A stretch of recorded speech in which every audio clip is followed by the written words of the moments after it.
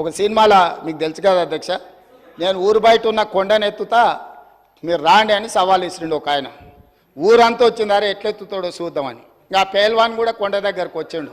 వచ్చి మొత్తం జబ్బలు జరుచుకొని తొడలు కొట్టుకొని చెప్పిండట, మీరు అందరు కలిసి ఎత్తి నా మీద పెట్టుండి మోసి చూపిస్తా అని. గట్లనే ఉంది అధ్యక్ష వాళ్ళ చీల్చి చెండాడు కూడా. కాబట్టి దయచేసి ఇప్పటికైనా సబ్జెక్ట్ ఇప్పటికైనా ప్రభుత్వం అధ్యక్ష ఈ ప్రభుత్వం విధానపరమైన నిర్ణయాలు తీసుకుంటుంది. ఈ ప్రభుత్వం పాలసీలు తీసుకొస్తుంది. ఈ ప్రభుత్వం రైతు పాలసీ తీసుకొస్తుంది, అంటే వ్యవసాయ పాలసీ తీసుకొస్తుంది.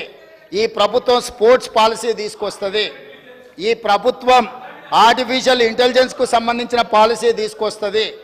ఐటీ అండ్ ఇండస్ట్రీస్ పాలసీ తీసుకొస్తుంది ప్రభుత్వము. ఎనర్జీ పాలసీ తీసుకొస్తుంది ప్రభుత్వము. మేము తీసుకొచ్చే పాలసీలల్లా మీరు సలహాలు సూచనలు ఇవ్వండి. ధరణి మీద కూడా మేము పాలసీ తీసుకొస్తాం. ఇవాళ రేపు మా రెవెన్యూ శాఖ మంత్రి గారు ఇప్పటి వరకు చేసిన ఎక్సర్సైజ్ అంతా ధరణి రిలేటెడ్ కూడా దానికి సంబంధించి ఏమేం విషయాలు పాలసీ మేము తీసుకురావాలనుకుంటున్నాం తప్పకుండా మా మంత్రి గారు చెప్తారు. వారు కూడా ఏమైనా సలహాలు సూచనల అనుభవం ఉంటే వారిని ఉపయోగించాల్సిందిగా 2 గంటలు తీసుకున్నారు అధ్యక్ష. 2 గంటల సరిగ్గా 2 గంటలు మాట్లాడినారు. 2 గంటలల్లా ప్రతి విషయం రాజకీయ కోణంలో విషం జిమ్ముడు తప్ప రాష్ట్ర ప్రయోజనాల కోసం వారు ఏమైనా సూచన చేసిండ్రా?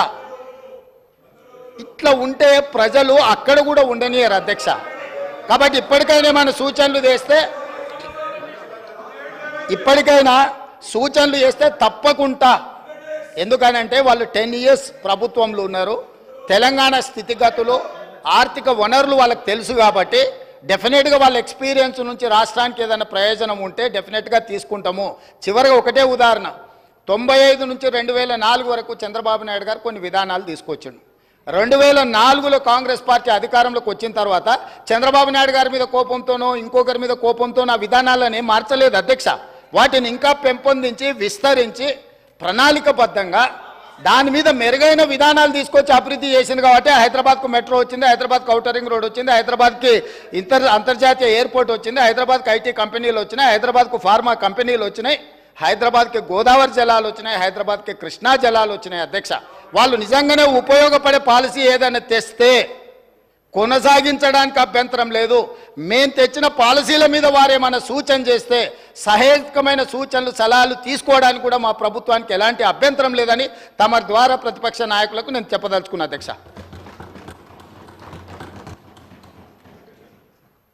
I thank the Honorable Chief Minister for his intervention, sir. చాలా విషయాలు చెప్పారు, ధన్యవాదాలు సార్. గౌరవ ముఖ్యమంత్రి గారికి నేను అనేది ఒకటే సార్, మీరు పాలసీలు తెస్తామన్నారు. ఇప్పటివరకు అయితే తెచ్చిన పాలసీ అయితే ఇది లేదు. మీకు ఇప్పటివరకు ఏ పాలసీ లేదు. జలసీ తప్ప కేసీఆర్ అంటే ఏ పాలసీ లేదు మీకు. అది మీ ప్రారంభం, మేము చేయగలిగింది ఏం లేదు అధ్యక్ష. వారే అన్నారు అధ్యక్ష ఇది ముఖ్యమంత్రి గారి స్టేట్మెంటు పత్రికల్లో వచ్చింది, నేను వారికి పంపిస్తాను, దయచేసి చూసుకోండి. మహేశ్వరం వెళ్ళినప్పుడు ఏం చెప్పారు?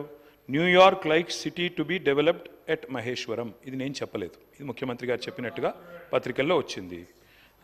తప్పైతే ముఖ్యమంత్రి గారిని చెప్పమానండి. ఇది రెండోది చెప్పారు అధ్యక్ష, Thames like make over for Musi. ఇది చెప్పారు, అంటే లండన్ని మూసీ కాడ కడతాము, మహేశ్వరం కాడ న్యూయార్క్ కడతామని వారు చెప్పారు, చూసుకోండి. రెండోది అధ్యక్ష, వారు కొన్ని ప్రశ్నలు అడిగారు.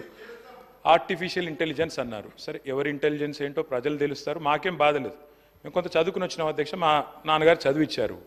నేను 2 మాస్టర్ డిగ్రీలు చేసిన. పూణేలో రాహుల్ గాంధీని అంటున్నారా, ఎవరిని అంటున్నారు? సరే, పూణేలో నేను మాస్టర్స్ చేసిన బయోటెక్నాలజీలో. తర్వాత న్యూయార్క్ ఎంబీఏ చదువుకున్నా. అంతో ఇంత చదువుకున్నా.